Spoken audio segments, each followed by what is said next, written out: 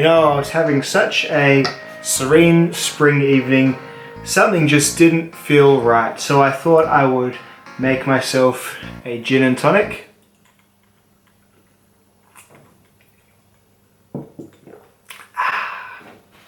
Prepare my flame shield and list my favorite to least favorite knife companies.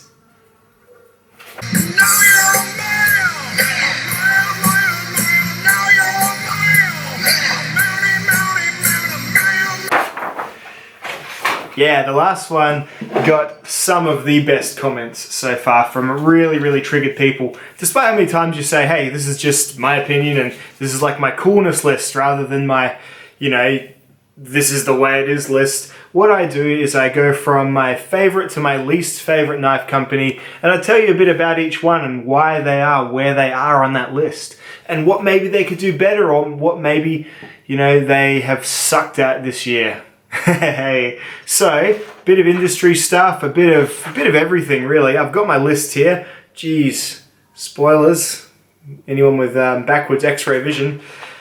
We're going to start at the beginning, and the reason we're starting at the beginning is because there is no surprise who is going to be my favorite. It is the same every time. By the way, I'm burying the last two of these simply because these changed. It changed. I did one list, and then by the second list, which was about the year later, it changed. And again, it has changed. All these are rearranged. So the other two will be linked in the bottom. They're unlisted videos, but you can still see them in case you are, you know, wanting to investigate my history of how I've ranked things. But I do not think that I'm that important. So starting off with Spyderco.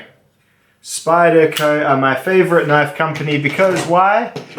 Because you're a steel nerd, Pete, and that is me. So Spyderco dabble in all the good steels.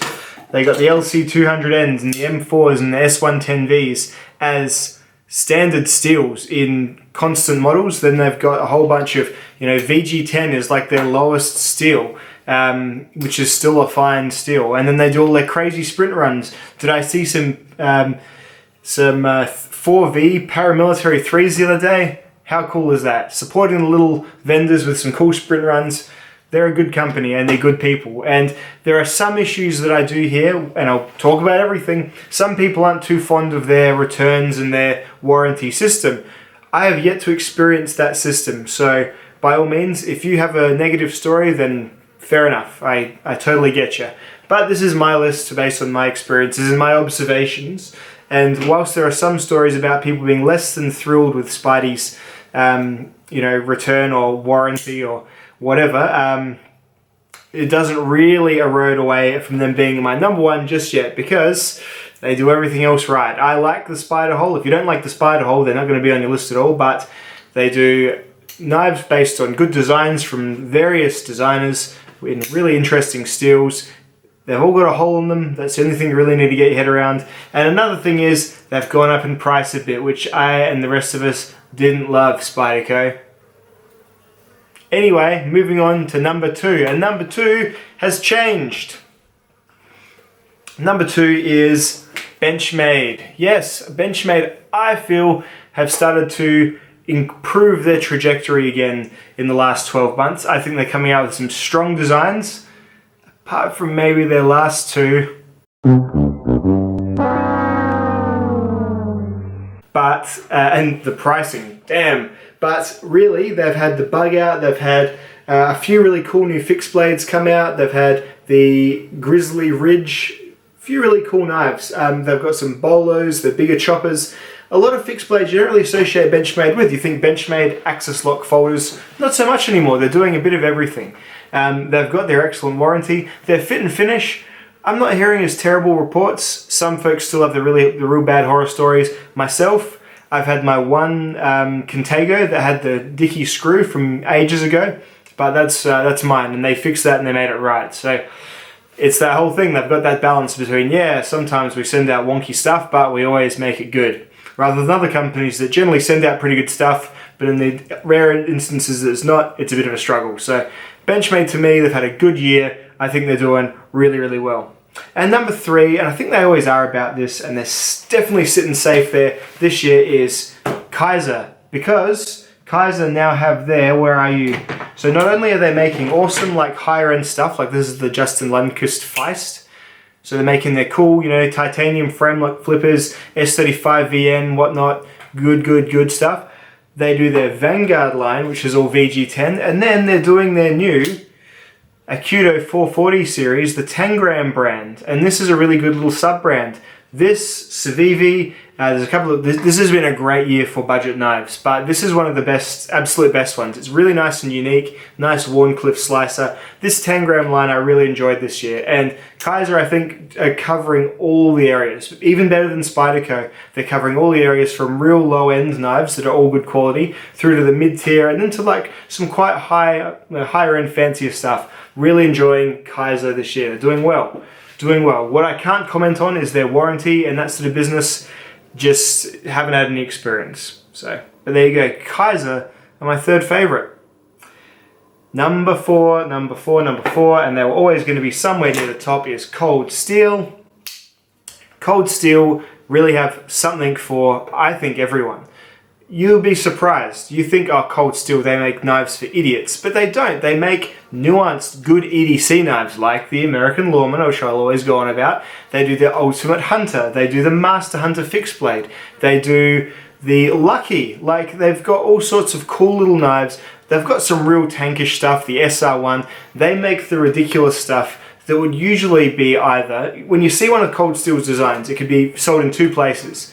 One like a dollar store, or 2 from Cold Steel made to really high standards, because that's what the designs are like. They're those really out there, you know, kind of like feral looking designs, but they make them so well you can't knock them. Like they will try anything, and they've obviously got a good factory in Thailand that makes a lot of their stuff, and I haven't had an issue with a Cold Steel yet. And some of them aren't to my taste, of course, but you got to admit that they are probably the most unique of the knife companies, I think, in terms of they're not trying to sort of wash in with all the other ones. They're like, hey, we've got one designer, his name's Andrew Demko. If you don't like it, fuck you. That's Cold Steel, and awesome. Like, no one else is really doing it. Everyone's kind of trying to hit every single box. They're just unapologetically being Cold Steel, and as you see, they're finding some success. They sell really low-end knives through to really high-end knives, of folding knives, of fixed blade knives, of all sorts. They're one of my favorites, and they're good. Knife industry politics aside, I guess. You can't ignore that stuff, but it's been a relatively okay year for that sort of thing as well, for like the cringy lawsuit, whatnot. I don't think there's been much going on. If there has been, please correct me in the comments. Number E. Ontario Knife Company. Yeah, I think Ontario are getting towards being, in a few more years, if they played their cards right, they could be like Cold Steel. They could be, you know, they could have their niche of knives just covered with very distinctive Ontario designs, because they really do a bit of everything right now. They're quite an expansive company. So not only have they got a full-on carbon steel kitchen knife line with the old hickories, but then they've got their RTAC series, the Rat series of folders, until whatever that licensing thing with Randall's dies off, if it even is going to. And then they've got their Spec Plus series. So fixed blades, you are covered with Ontario. Absolutely awesome. But in their folders, well, this year I've had the Wraith, which is a really good ultra cheap, ultra light knife. But of course, it's Ontario. The Rat 2, yeah boy. Rat 1, you know, the Dozier, what's their other one? The Pardue Utilitac.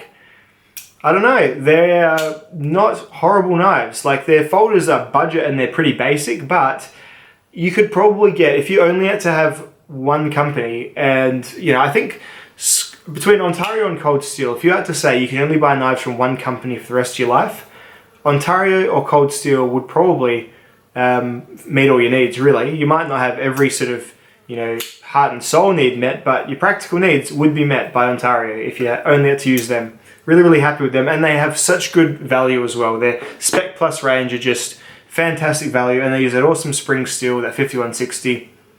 Ontario, get the thumbs up, man.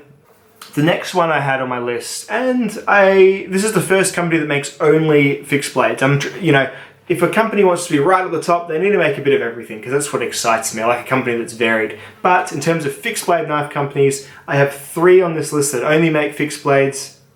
Actually, only 2 nowadays, because Fallkniven doing folders, of course they are, duh. But Bark River, I have enjoyed my Bark Rivers so far. I've had some odd experiences with Bark Rivers, that's for sure. But when I did have odd experiences, the company were excellent, and their subsidiaries, like their dealers, are excellent as well. They've got a real good network going on, Bark River. This is my Kefart 5 and 4V. Bark River, a bit like Spyderco, always pushing that steel envelope. Just looking forward to when they bust out some K390. You know you should, guys, just do it. But yeah, Bark River's knives, they always come with pretty good sheaths, and they just always cut like demons straight out of the box. Even their basic steel is A2 and CPM 154. I mean, they're going to talk to a guy like this with steels like that. So I'm loving my Bark Rivers this year. They've been doing really well. I think their designs are getting better and better. They're doing some real big, crazy looking bonkers fixed blades. I would love to see them make some folding knives, but do they really need to? Probably not. Their thing is obviously the fixed blades, and they're doing it really well, putting all their effort into it, making it work. So I'm liking Bark River a lot this year as well. The next one that I have is Hogue. Yeah, Hogue are new to the list entirely, and I had nothing to do with Hogue until I got sent a few of them to play with. Yeah, I got sent a few of them to play with by my buddy Scott. I sent them back now for review, but he let me keep this one here. This is a Hogue fixed blade Tante. How wicked is that? Very scary, but their folders all seem to be designed by Alan Lischewitz, who is an excellent knife designer. They're all US made. Their basic steel is 154 cm. Hogue are like, I would say between them and Emerson, they are like, and I think you're going to get a better fit from Hogue as well. They are your sort of tactical guy, American made, you know, American flag on your shoulder. If you're that kind of dude, then stop by Hogue and see what they've got, because from what I can see, they make some really, really awesome stuff. It's not quite to my taste, but I can't knock what they're doing. They're making some really good stuff in America, and it's unique. And they've got a design philosophy that they're obviously sticking through. They're not just making a bit of everything. I kind of admire them, and they make a tactical toilet seat. Well, it's not really tactical, but they make a toilet seat. How cool is that? So yeah, from a gun grips company to a knife company. Then I think they've now got the contract for H&K as well. So I don't know, man. Hogue, they impressed me. They impressed me with a few of their designs, and just looking over their range and hearing the stories about their good service and stuff. I don't know. I'm liking them. Then is Lion Steel. I'm a bit of a Lion Steel fan, even though every Lion Steel I've ever had has needed to be resharpened, which is why they're not higher on the list, frankly, because I think their designs are awesome. Like I've never really had a Lion Steel that I didn't really, really like. The SR1 needed to be improved, but you know, it was with the SR11 and the SR22 and the SR2, but you know, they've got a really good level of fit and finish, and they've got a design philosophy that is very much Lion Steel. You can usually see a Lion Steel knife and tell it's a Lion Steel knife. I just wish they'd stop with those chunky convex grinds, because I generally need to redo them when I get them, because they just don't cut like I like. But apart from that, there's a reason they're always winning that Blade Show award for, you know, best fit and finish or whatever it is. Their Maletta, who are sort of doing the bulk of their pencil work, is obviously very competent. And yeah, they make stuff that is like just so Italian, just so jazzy, and just very unique. And I guess being unique is what makes them, you know, special on this list. And all the stuff they make is well made. I can't knock them for too much at all. Lion Steel have always impressed me and continue to do so. The only thing that makes me like a little bit is when they do those Blade Show. Hey, Blade Show's coming up. We've just made this knife that the pocket clip folds back into the handle. They do like the gimmick just so they can win Show Knife of the Year. But anyway, that's just my take. Next up is Kershaw. So Kershaw this year have made what is currently still, even with the advent of those other ones, my favorite budget knife, the Atmos. Really liking the Atmos. Kershaw work with all the cool designers. They have a really good depth of designs, but they don't have a depth of materials really, and they do get a bit samey after a while. However, when they let Sinkovich do his Sinkovich frame and Sinkovich silhouette, they make something very nice for very little money. This is a 8CR13 MOV, like most of their knives still are. I'm becoming a bit less of a steel snob, but I still like my better steels. But they've made this cut really well because it's really nicely, aggressively hollow ground. This is going to be one of my top 3 knives of the year, even still with the Atmos. I really, really like it. It's just light duty, but it's fun to flip and play with. It's made really, really well. And it is a sign that, coming around to the negatives of Kershaw, you don't need to speed safe anything anymore, guys. All it does is stop letting your knives, it doesn't let your knives get sold in countries like mine, because we've got this thing with spring-assisted knives. That's on us, for sure. But wouldn't you guys like to sell some more knives? You would, wouldn't you? So just make them like this, where they're on like either a bearing system or a smooth washer system. Get rid of the speed safe. No one likes that resistance as you fold it back anyway. So just, stop doing that. Give us an unassisted link, an unassisted dividend, and yeah, keep on keeping on, because I'm really liking a lot of your stuff this year. They even do some really good fixed blades, some large camp fixed blades. Good stuff. The fixed blade Skyline, good stuff.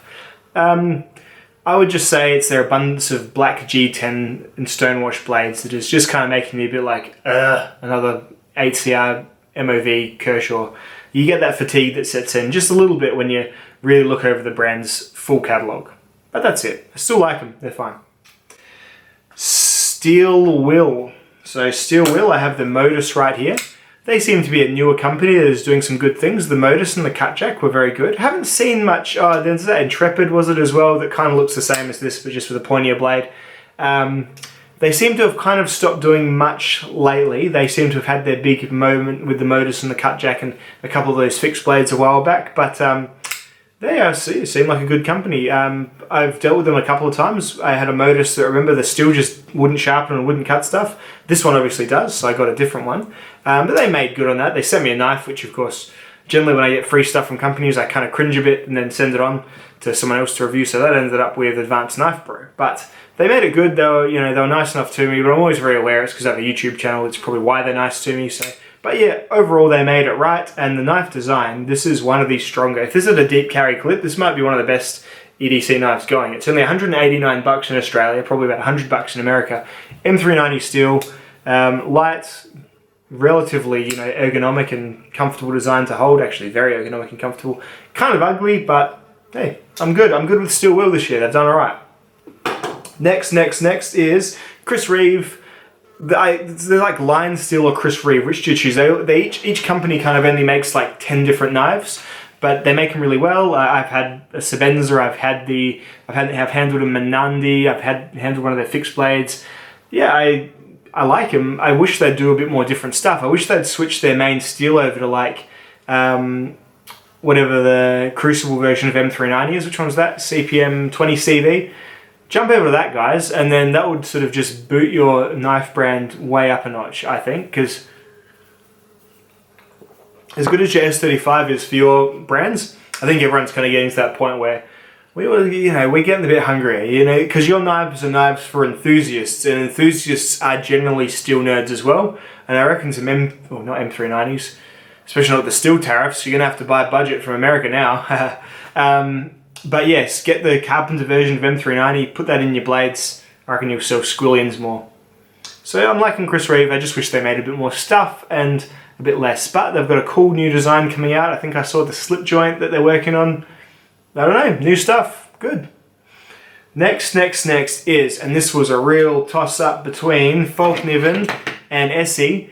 I went with Fallkniven first. I kind of like them a little bit more than Essie, just because I like the stainless stuff, and they make some folders too, which are, I know Essie make those couple of folders, but Fallkniven make really cool little folders. Like they make those, the U2 and the U4, which I've had both of, and they're great. They make the LTCs now and the 3G steel.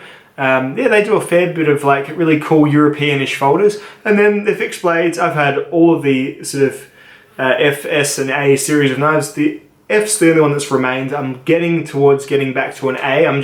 Do I get an A2? Do I get an A1 Pro? Do I just get an A1 again? Had the A1 that had the black paint on it, which I didn't love. So that ended up getting sold on with the hopes of getting another. I think I'm going to reach for an A1 Pro around Christmas time as my, knife for when I, commit to going on a big outdoor trip or something. My pocket hammer, my belt hammer, whatever.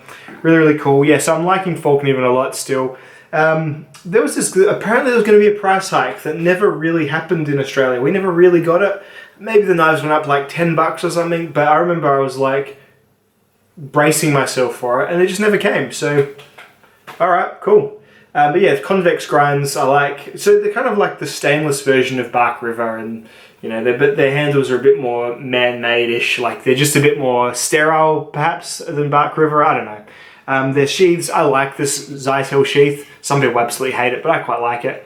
But yeah, the next obviously is Essie. It was a real tough choice between the two of them. You may love your Essie. Essie's the steel, the edge won't last as long, but you've pretty much got a knife for life, which is a remarkable warranty policy. Like if you have an Essie and you break it in any way, they'll just replace it. So unless you do something stupid with like rust it away and then tell them that you rusted it away, then they will more or less, if you have an SE5, then as long as Essie stays in business, in 10 years time, if the SE5, like you drop it and it hits a massive rock and it gets a crack in it, you say, you send it back and they'll say, cool. All they want to know is what happened to it, probably just to put on their wall of shame. And they've got this very funny company mentality. They've really come around as well. They used to not play at all with, and I don't expect them to send us free shit and stuff, but they used to not play at all with like the YouTube community. They used to think we're all a bunch of nerds, I think. But they've come around to it in the last couple of years and sort of, I guess, realised that we've got a fairly transfixed audience of knife nerds who, I guess, you send Advanced Knife Bro a JG3, you know, that one knife might sell you 100, you know, so it's good math, and yeah, I think they've finally figured that out too. So they've come around, and I'm liking SE this year as well. Even though these are getting lower on the list, it doesn't mean that any of these are shit just yet. The shit ones will be like the bottom 3 or something. CRKT. So what have I had from CRK lately? That's right, I really enjoyed their little, tiny Siwi SK5 steel on a little chunky, beastly little blade. Really, really cool. Surprising. Like it's a designer from one of they've got some soldiers that are designing knives for them. It's good. Like, you know, America had a bunch of soldiers come back from war, and you know, you're trying to switch back from a war economy, and you've got all these workers that want to do stuff, and they've been to war. Get them to design knives. It's awesome. Like it's, you know, it's good to see that level of support, because you know so you can't be a soldier forever, can you? Or can you? I don't know. But yeah, it's good they're supporting like their blokes who are coming back and giving a few dudes a leg up with some knife design. Some of them have gone on to design other things, and yeah, to various levels of success, but this one is a success. CRKT are definitely in the lower budget, but they're sitting happily in that lower budget.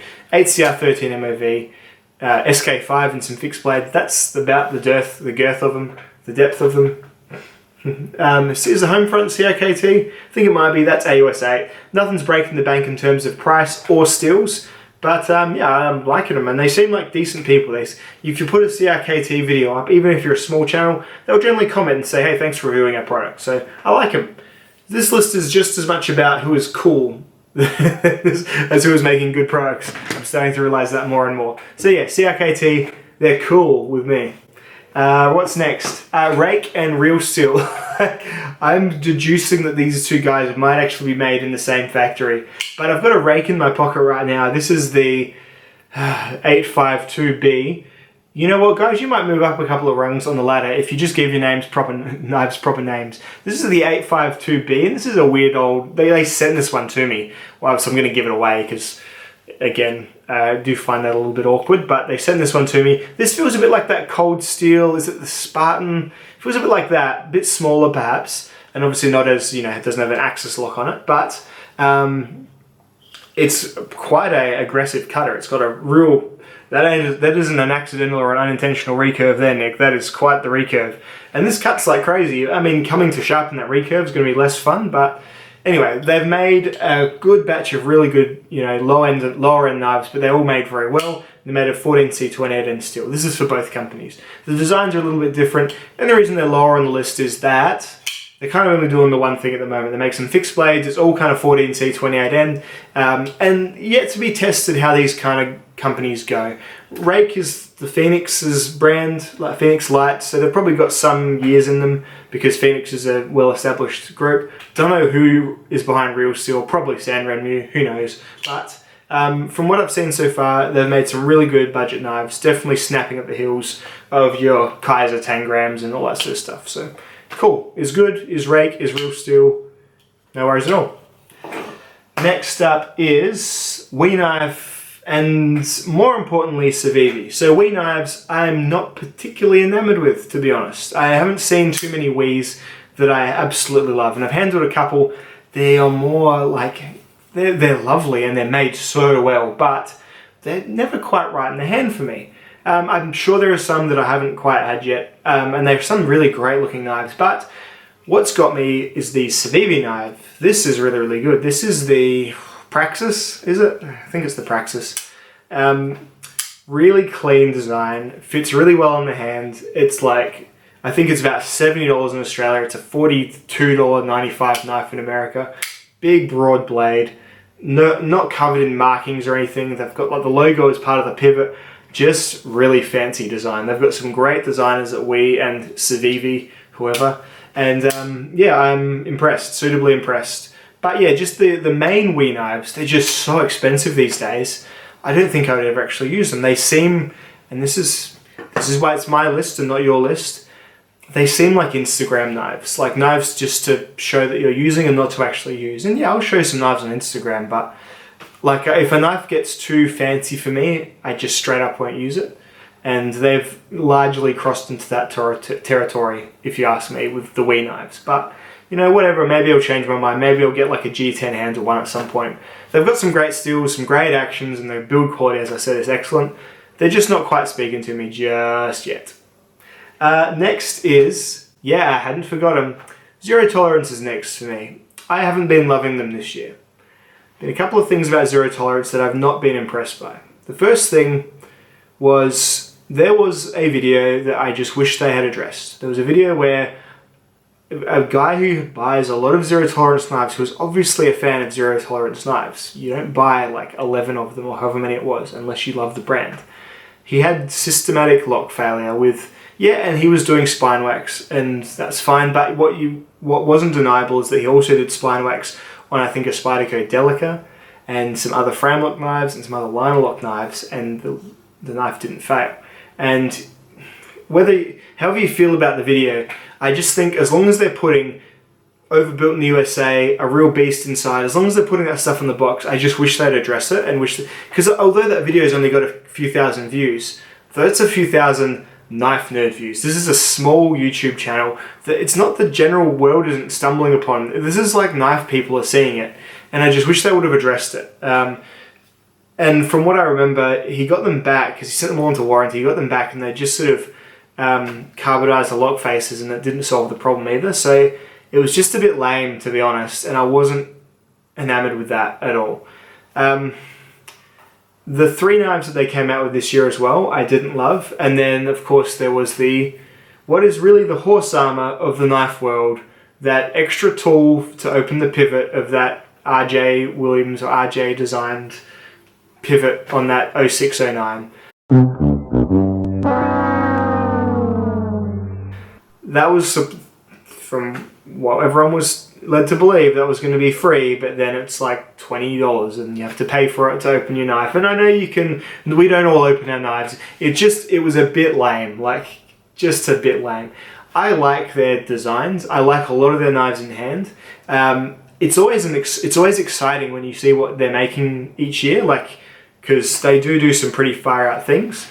But just a couple of little things this year have just, as I said, this list is who's cool with me this year, and they're not cool with me this year.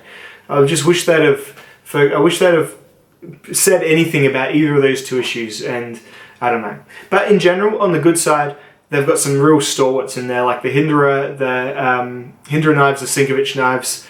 Cool, good stuff. Like I've got no doubt that their build quality is good. Lock thing, is that part of build quality, or is that just, hey, we don't make knives that are supposed to withstand spine whacking? As I said, I just love them to address it because, yeah, you get a ZT knife that says Overbuilt in the USA or a real beast on the box, and then if you can spine whack it on a roll of tape and several of them unlock, and yeah, yours might not, yours might, I don't know. I just wish they'd said something about it. That's all. I won't go on any about it because I'm just repeating myself. It doesn't mean I hate them, and it doesn't mean that I think that that the original video was like a complete condemnation of the brand. Just wish they'd said something about it. Anyway, moving on to Mora. Mora knives, yes.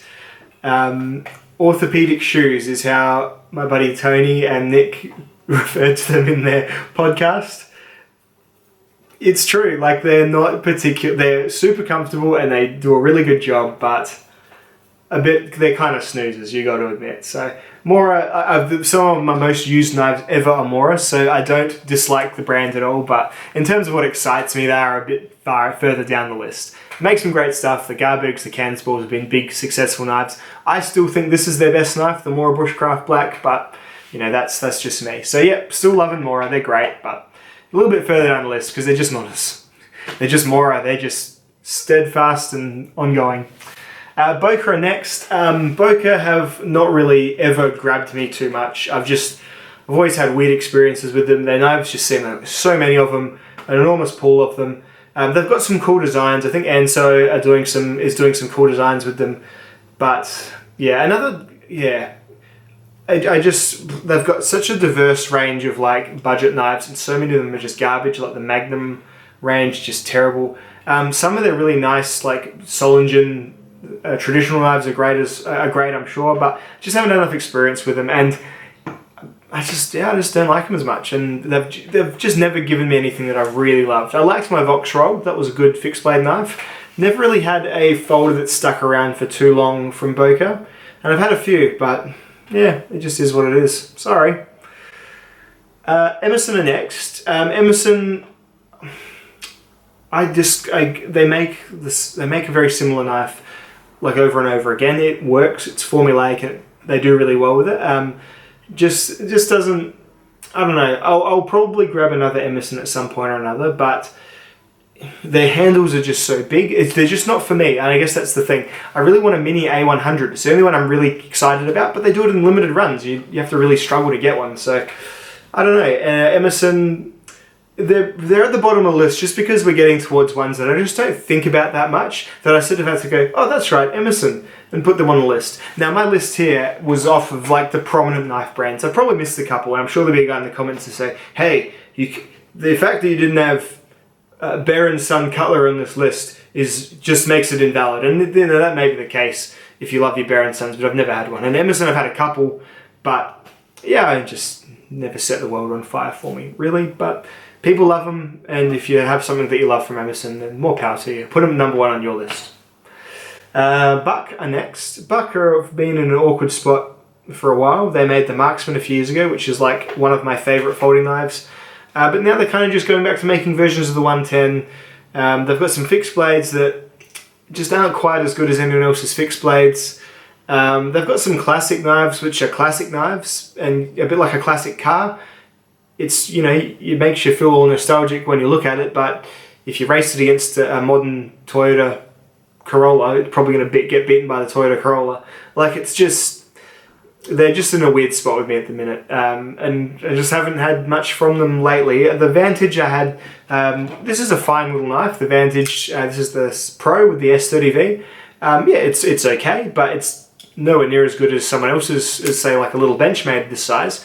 You know, like a little mini grip or something. It's, I don't know, it just, they don't quite have that, you know, direction that I think they should, you know, build towards.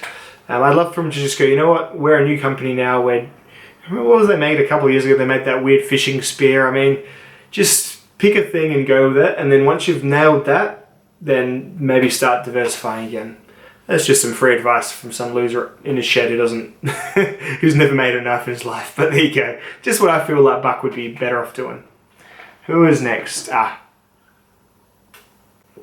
got Victorinox on the list because Victorinox they're like Mora. They make a really good product, but they only make really one kind of product. And just put a pocket clip on your knives, guys. Just make one model that has multiple blades, so not the Sentinel. Just make a Victorinox pocket clip knife and it'll sell like crazy. And don't stop making ones that don't have them, for sure, because, you know, the purists just want the standard Celador Victorinoxes, that's fine. Just do something different, please. Just anything, you've got that huge, awesome factory, and I'm not just talking about introducing a new tool to the Swiss Jam. Do something different and cool. Make a fixed blade. Like, I don't know, do something cool, Victorinox. I know you can. Then there's Kaiba. So Kaiba, a little bit like Buck. What have I got from Kaiba on the table here? I've got the mule folder here, I reckon, yeah. So this is the mule folder from Kaiba. This is kind of cool. And then on the opposite end of cool, I've got this thing from Kaiba. This is their flipper.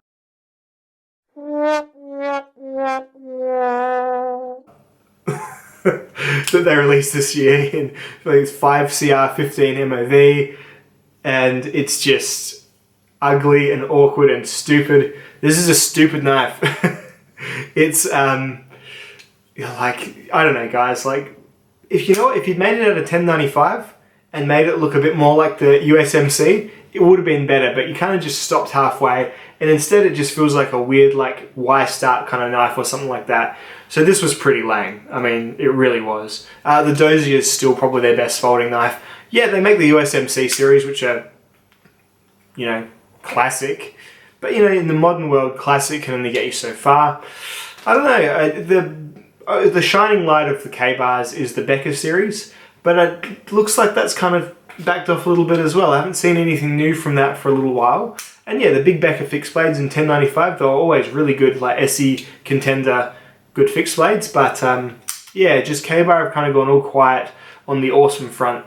And the release of this was just a little bit odd, to say the least. But anyway, that's kind of my main list. And then I've just got 3 that are sort of near, and you know, I feel bad with this next one because they're actually, I do have, this company does endear to me even still. And that's SOG.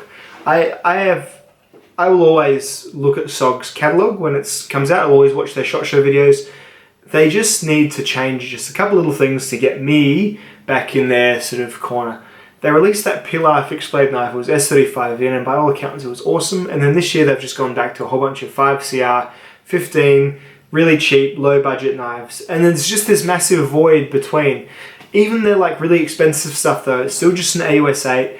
It's made in Japan, which, you know, I know that adds a little bit, but then other companies make big stuff in Japan and don't sell it for, you know, $350 for the SOG Creed. You know, it's, yeah, I would love for them to just get back and make something of like, go and buy a bunch of American S30V, get the Americans who made your Pilar, get them to make in their factory, like an Aegis in S30V, or a Flash in S30V, or, you know, something new and cool in S30V.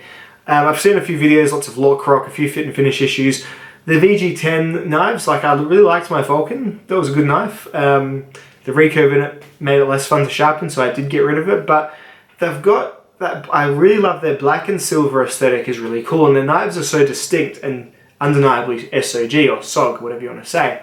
But yeah, I would just love to see a little bit more from SOG. My bottom 2 this year are Gerber. So Gerber made the strong arm a few years ago, and it was an excellent knife.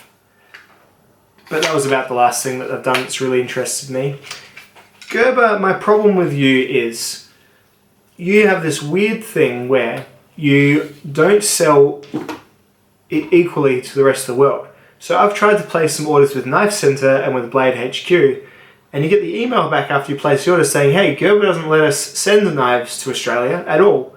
They're trying to keep us like a year behind in their catalogue, and it's just the strangest thing. Like and the thing is, it's a silly thing because I can still get any Gerber knife I want to get through eBay or, you know, there is a way. But it's like this knife here, one of my viewers had to send this to me because we don't get Amazon US in Australia, and they decided we're only going to sell it through Amazon US. Like it was just, I don't know what they're doing, but then, geez, you go into any store in the world and you can pick up one of these things, you know, what are you doing? Like, when you make knives in America, you seem to make really, really good knives. Just do that. The Chinese knives, call them something different. You know how Kaiser calls their low-budget knives Tangram, and you know how Boga calls their shit knives Magnum? Call your shit knives something else. Put your name brand back on your good US-made stuff. The Strong Arm is excellent. Looks like your Gator Pro is excellent. Hell, the Easy Out, where are you, Easy Out? I had one around here somewhere.